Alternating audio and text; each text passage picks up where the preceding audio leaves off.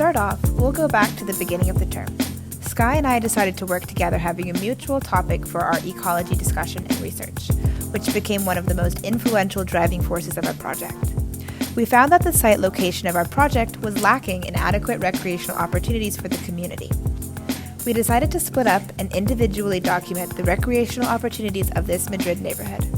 I focused on the social and gathering aspect of recreation, which would include built environments for people to interact with, such as skate parks, gyms, dance clubs, community centers, etc.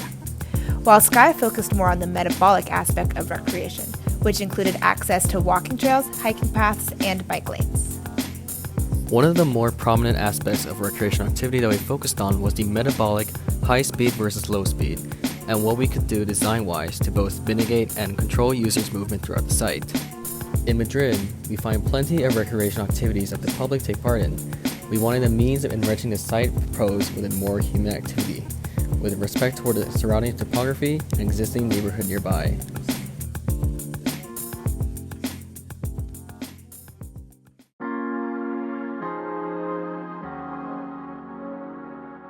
When it comes to recreation, climate plays a large role in determining general well-being and the user's desire to recreate in the space. Madrid has a Köppen climate code of CSA, meaning that it is an arid Mediterranean climate. The winters are cold, but fairly mild in comparison to how warm and dry it gets during the summer seasons. Thusly, we chose to focus on the spring and summer seasons for our analysis, as they are Madrid's most extreme seasons, and spring and summer are also the times of the year that people generally want to be outside enjoying themselves.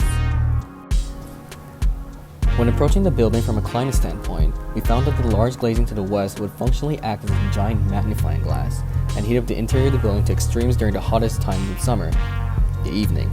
In order to moderate the internal climate, we decided to implement two key strategies. The first strategy was orienting trees around the site at the westernmost corners of our buildings. This would provide a natural shade from the sun.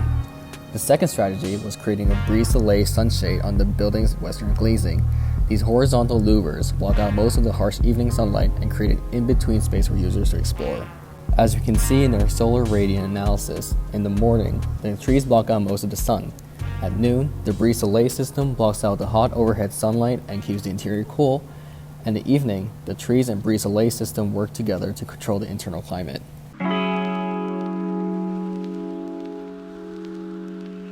Our building's structure has changed a lot from the midterm to now, as we researched a structural system that would accommodate our building's unique arched shape.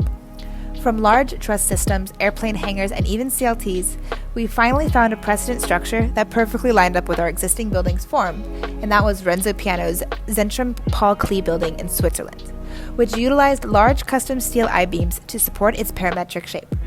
These beams are held down by concrete foundations in the ground and are laterally supported by steel joists within the shell of the building. We started off with two masses that can host public and private activity and created a central walkthrough that allows a user to experience the building without the pressure of a formal lobby and program layout. Next, we created two arched forms that reflect the curves of the topography. Lastly, we added a fitted envelope and connected the two masses with a casual lobby space and pathway. After many different iterations and designs, we were able to come up with a shape that was both appealing and simple. It was reflective of the site's topography and encouraged informal social interaction with the building and the site. The form was ideal for creating additional external nodes that would host different activities throughout the site, such as bike rental and repair shops, club spaces, and outdoor classrooms. By separating out the program and integrating it throughout the whole site through external nodes, users are encouraged to meander and discover new activities within their community.